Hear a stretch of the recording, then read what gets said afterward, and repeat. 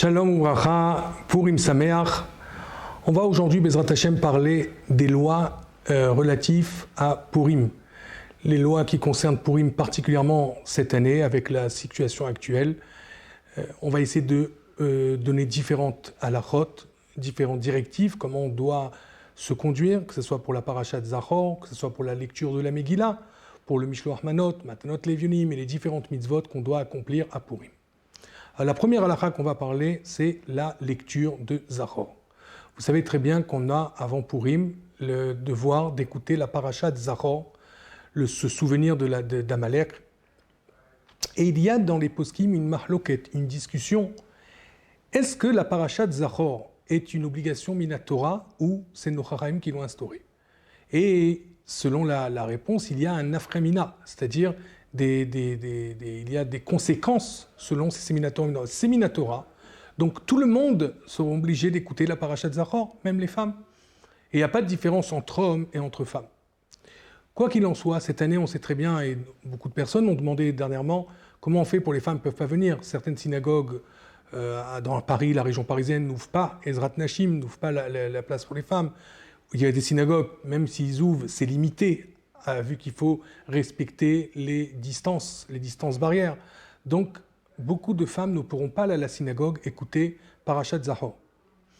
Alors, il faut savoir que ce n'est pas grave. S'ils ne peuvent pas aller écouter, une femme peut rester chez elle à la maison et pas partir. Évidemment, on doit respecter les distances de sécurité. Et si la synagogue demande de ne pas venir, alors on ne viendra pas. Les hommes, pareil, les synagogues qui ne peuvent pas accueillir trop de monde.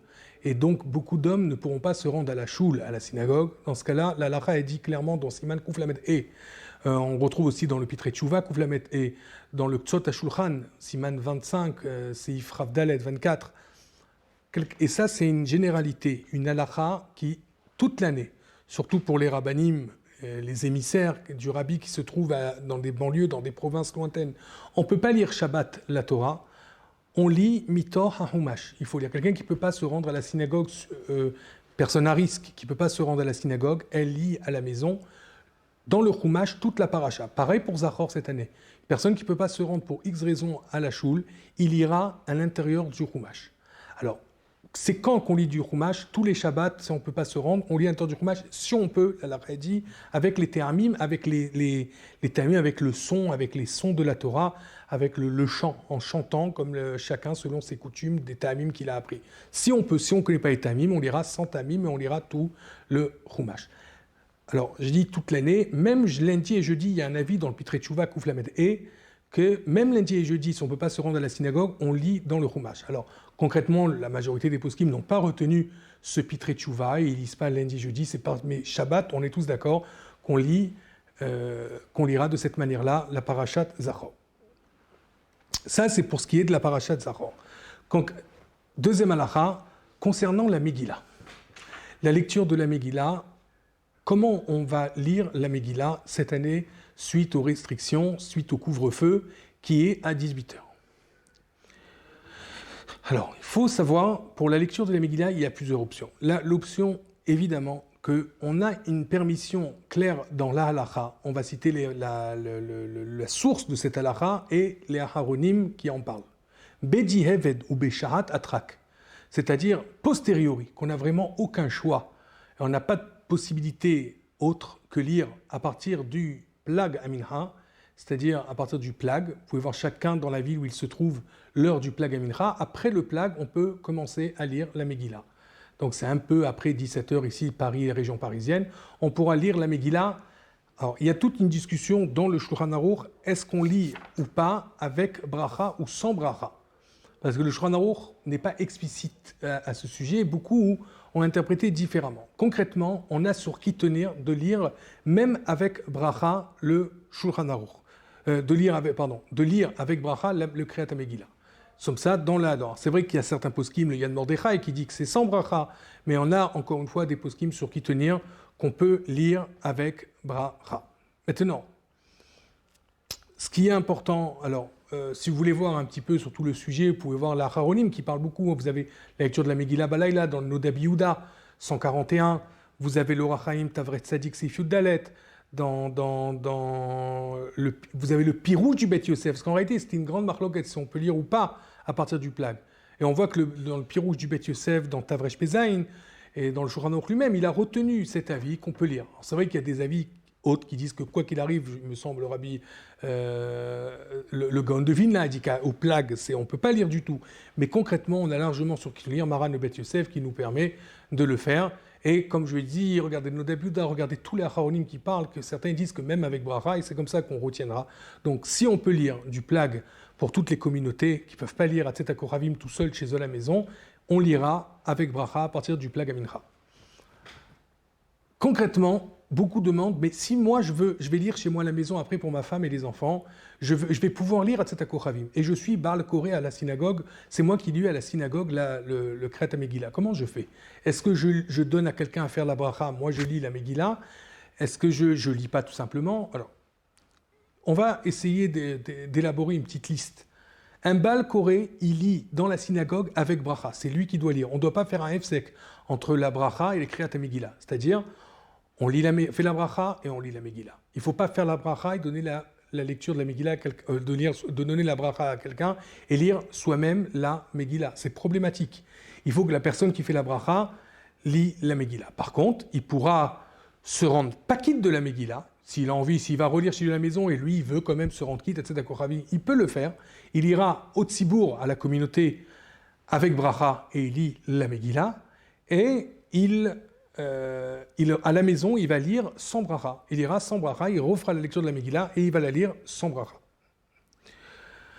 Alors, d'ailleurs, pour les Sfaradim, un homme qui lit pour sa femme, il peut lui-même, le mari, lire et rendre quitte sa femme. Donc ça, donc on fera pas la séparation de la bracha, sauf il peut y avoir un cas exceptionnel si dans la synagogue personne sait lire la. Si on veut, la seule condition, on a le droit de donner à quelqu'un à lire la Megillah s'il y a personne d'autre qui sait lire. Si personne d'autre sait lire la Megillah, dans ce cas-là, on n'a pas le choix et on peut faire la bracha et une autre personne va lire la Megillah. Si moi je ne sais pas la lire, c'est très compliqué. Donc il y a des cas exceptionnels, mais c'est des shahadat et aujourd'hui pratiquement ça n'arrive pas dans pratiquement nulle part. Chacun a un minimum de lecture avec tous les lettres, surtout en phonétique, toutes les façons qu'on a. Au Hashem, chacun est capable de lire les brachot de la Megillah. Concrètement, le mishté, concrètement le festin. Cette année aussi, on est problématique dans le sens où c'est vendredi et c'est pas Pachout. Il faut savoir, alors j'ai marqué quelques horaires ici, l'idéal du mishté, c'est commencer avant Hatzot. Pourquoi commencer avant Hatzot? Avant Hatzot, alors chacun va voir dans l'endroit où il se trouve à quelle heure Hatzot, mais c'est très important de faire le mishté avant Hatzot. Je crois que c'est 13h03 à Paris, à vérifier, région parisienne. C'est bien de faire avant Hatzot, la raison est très simple. C'est marqué dans les poskim, dans la halakha, que c'est important quand Shabbat va rentrer, qu'on ait tahev la achila. C'est-à-dire, la halakha dit que c'est très important d'avoir faim et qu'on va manger le repas avec appétit, qu'on attend Shabbat de manger avec appétit. Le problème, si on fait un mishté après Hatzot, ce qui est surtout, plus en plus on va retarder le temps, plus en plus quand Shabbat va arriver, on va être rassasié, on va pas manger Shabbat comme il se doit, et c'est grave. C'est grave puisque quand vous voyez les mots de la halakha, il y a des mots très très durs pour une personne qui fait motzi et qui mange un repas copieux comme il a l'habitude de faire en semaine, ou dans des moments de fête, il va manger un repas copieux. La halakha dit des mots très durs à son égard. Une personne qui mange après Hatzot un repas copieux avant l'entrée du Shabbat. Donc c'est très important de faire avant Hatzot. Ceci dit, une personne qui ne l'a pas fait, elle pourra faire environ vers 3h40, 3h45, 3h44, refaire. Et si même ça, elle n'a pas fait, alors elle fera même après. Mais dans ce cas-là, faire très attention, Bechorma, de ne pas manger trop, faire motzi, faire un minimum de motzi et manger de la viande. D'ailleurs, il faut savoir, beaucoup demandent est-ce qu'on peut se rendre quitte avec du fromage, avec par exemple un michté de fromage. Il faut savoir que la plupart des poskim, quand vous prenez le Shulchan Aruch, le Magen Avraham, alors c'est vrai que le Magen Avraham tient qu'il dit on peut faire du pain et manger, il ne donne pas le inyan de la viande. Des personnes expliquent que même dans le Magen Avraham, il faut manger de la viande. Et quand vous prenez tous les Aharonim, vous prenez Ramoshe Feinstein, vous prenez le Shevet Alevi, le Rav Wosner, ils tiennent qu'on doit manger de la viande. Alors il y a une discussion, est-ce que le poulet c'est bon ou pas? D'après Moshe Feinstein, il me semble que le poulet c'est bon. Rav Wosner, il tient qu'il faut d'afka de la viande, c'est important d'avoir de l'afka de la viande. L'idéal c'est d'avoir de la viande de bœuf. Maintenant, une personne, elle ne supporte pas la viande de bœuf, elle n'aime pas. Dans ce cas-là, elle pourra manger du poulet, mais pas du lait. Il faut vraiment éviter de faire un repas de lait. Même si on va manger avant 13 h, et c'est tentant de faire un bon petit déjeuner, par exemple, on évitera de le faire.